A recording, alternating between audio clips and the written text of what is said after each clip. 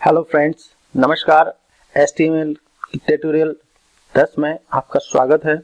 चलिए शुरू करते हैं। फ्रेंड्स, आज का वीडियो टॉपिक है HTML फॉर्म्स।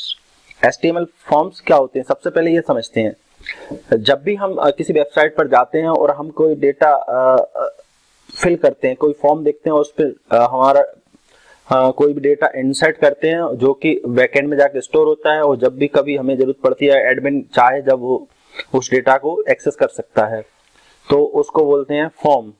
एग्जाम्पल के तौर पर देखते हैं यूजर रजिस्ट्रेशन फॉर्म, आप सबने देखा होगा। उसमें हम name, email address, credit card etcetera information fill करते हैं और सबमिट करते हैं। तो फॉर्म क्या करता है, उस इंफॉर्मेशन को बैकएंड एप्लीकेशन में जैसे कि PHP या ASP स्क्रिप्ट के थ्रू उसको स्टोर करता है, और उसके अकॉर्डिंग उस पर एक्शन जो भी रिक्वायर्ड होता है प्रोसेस करते हैं, और वो अपने लॉजिक के अकॉर्डिंग उसको डेटा को मैनिपुलेट करके डेटाबेस में स्टोर कर देते हैं। यहाँ पर कुछ वेरियस फील्ड होती हैं, जैसे कि टेक्स्ट फील्ड होती है, टेक्स्ट एरिया होता है, ड्रॉप डाउन होती है, menus, radio button, check box होते हैं। उसका सिंटैक्स ये होता है। ये हम HTML की बात कर रहे हैं, क्योंकि HTML से डेटा HTML के थ्रू हम डेटा को इंसर्ट करते हैं, और वो इंसर्टेड डेटा बैकएंड में पोस्ट हो जाता है मेथड के थ्रू। यहाँ पर दो मेथड होते हैं, गेस्ट और पोस्ट। तो ये मेथड के थ्रू हम डेटा पोस्ट करते हैं। अब उसके सपोर्ट में जो भी लैंग्वेज, प्रोग्रामिंग लैंग्वेज अटैच होती है, उसके बेहाफ पे हम लॉजिक अप्लाई करते हैं। तो अभी हम बात कर रहे हैं फॉर्म डेटा की। तो फॉर्म का टैग होता है फॉर्म टैग एक्शन, इसका एट्रीब्यूट है। हमने यहाँ पे स्क्रिप्ट का, जो भी स्क्रिप्ट हमारे बैकएंड में लगी हुई है, उसका URL डालते हैं। और मेथड गेट और पोस्ट, दो मेथड होती हैं, और इसके बीच में क्या हम एलिमेंट्स जैसे इनपुट टेक्स्ट एरिया डालते हैं और फॉर्म टैग क्लोज करते हैं। इसको इस तरह से समझते हैं कि ये हमारा HTML इनपुट फॉर्म है, ठीक है। इसके ऊपर हम जब विजिटर आता है तो विजिटर इसकी फील्ड को फिलअप करता है और सबमिट बटन पर क्लिक करता है। तो ये सबमिट होने के बाद इसका डेटा जो है पोस्ट या गेट मेथड के थ्रू बैकएंड एप्लीकेशन पर जाता है। अब बैकएंड एप्लीकेशन हमारा नेक्स्ट चीज है, मतलब कि ये HTML से अलग हो गया। HTML का काम यहाँ पे खत्म हो जाता है।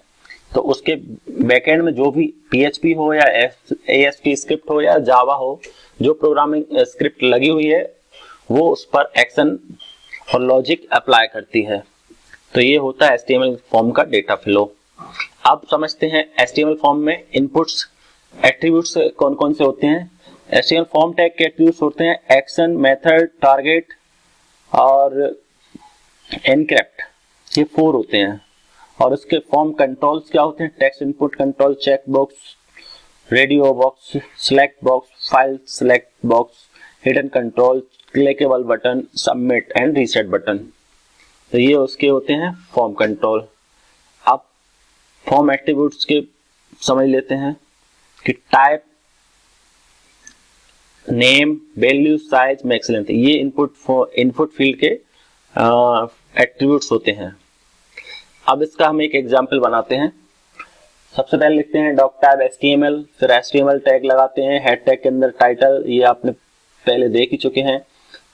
टेक्स्ट इनपुट कंट्रोल, टाइटल दिया, हेड खत्म हुआ, बॉडी, फॉर्म टैग लगाया। फॉर्म टैग के अंदर अब हम इनपुट फील्ड ऐड कैसे करते हैं। तो पहले हमने टेक्स्ट लिखा जो हमको फ्रंट एंड पे दिखेगा, फर्स्ट नेम, कॉलन लगाया, इनपुट टाइप, इसका एट्रीब्यूट है type, type equal to text. ये बताएगा कि आपकी फील्ड जो है किस तरह की होगी, टेक्स्ट फील्ड होगी कि टेक्स्ट एरिया होगी। और नेम दे दिया, फर्स्ट नेम, ये यूनिक होना चाहिए, मतलब एक फील्ड का नाम एक ही होना चाहिए, सेम नाम की फील्ड नहीं हो सकती। Last name, input text name equal to last name, और हमने फॉर्म टैग क्लोज कर दिया, बॉडी। तो ये केवल एक सिंपल सा 2 फील्ड का फॉर्म बन गया, लेकिन अभी इसमें कोई बटन नहीं है, इसलिए सबमिट नहीं होगा। तो अब हम इसको एक एग्जांपल हम बना के देखते हैं। मैं अपना एडिटर खोलूंगा, सबलाइम, ठीक है।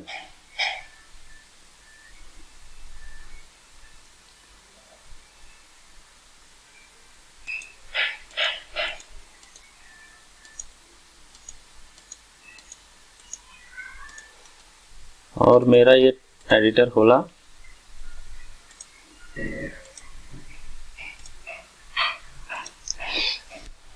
अब एक पेज बनाया।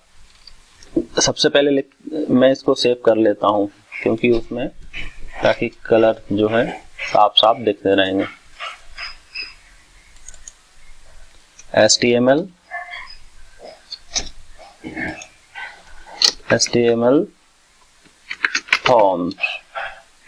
forms.html। सबसे पहले लिखते हैं हम doc type। इसके आगे हम नोटेशन लगाते हैं।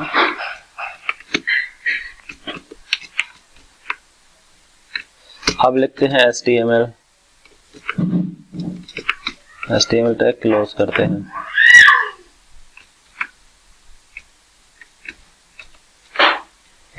उसके बाद आता है हेड के अंदर लिखते हैं टाइटल, और टाइटल हम देते हैं इसको HTML फॉर्म। ठीक है। इसके बाद यहाँ पे आते हैं बॉडी टैग में। बॉडी टैग के अंदर हम एक लेते हैं div।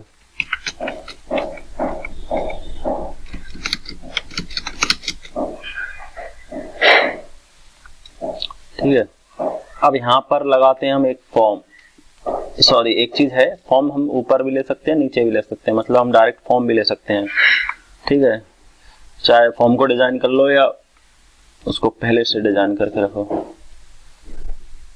चलो अब div ले लिया तो ले लेने दो। अब लगाते हैं फॉर्म टैग। यहाँ पर हम एक क्लास देते हैं। ये इसका एट्रीब्यूट होता है क्लास। इसको बोलते हैं कंटेनर।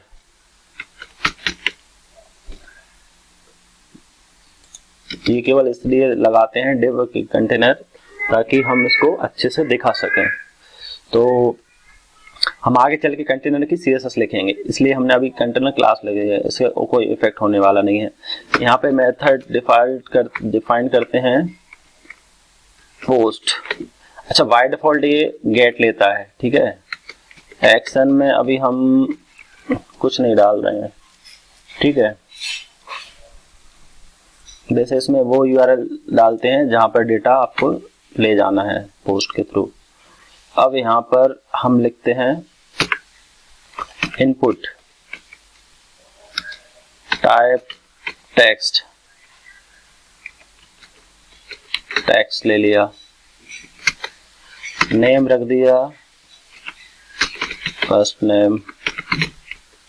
अच्छा, इसके आगे हमने लिखा नहीं अभी, फर्स्ट नेम,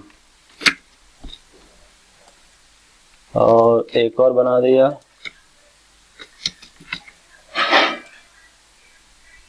लास्ट नेम। ये भी टेक्स्ट एरिया रह गया। अब लिखते हैं एड्रेस को हम टेक्स्ट एरिया लेते हैं क्योंकि एड्रेस बड़ा होता है, और एड्रेस का नाम लिखते हैं एड्रेस। इसमें टाइप एट्रीब्यूट नहीं होता टेक्स्ट एरिया में, क्योंकि ऑलरेडी वो डिक्लेयर है कि आपका एड्रेस है। और एक लगाते हैं submit button. Input type submit, ये इसका टाइप है। नेम देना हो तो दे दो, जरूरी नहीं है इसमें। नेम सबमिट रख दिया। आप वैल्यू देंगे वो जो आपको वहां बटन पे दिखेगी। सेव कर दिया मैंने, सेव। अब इसको हम रन करके देखते हैं क्या दिखता है यहाँ पे। इसको रन किया, देखते हैं क्या दिखता है। ये कुछ इस तरह से दिखता है, दिख रहा है क्योंकि हमने अभी इसकी कोई डिजाइनिंग नहीं की है। ठीक है। यहाँ पे कुछ नहीं। अब इसको यहाँ पे अब हमारा काम आता है CSS का। बिना ये प्योर HTML का काम है। एक काम और कर सकते हैं, BR लगा सकते हैं यहाँ पे। तो BR लगा देंगे तो एक के नीचे एक आने लगेंगे।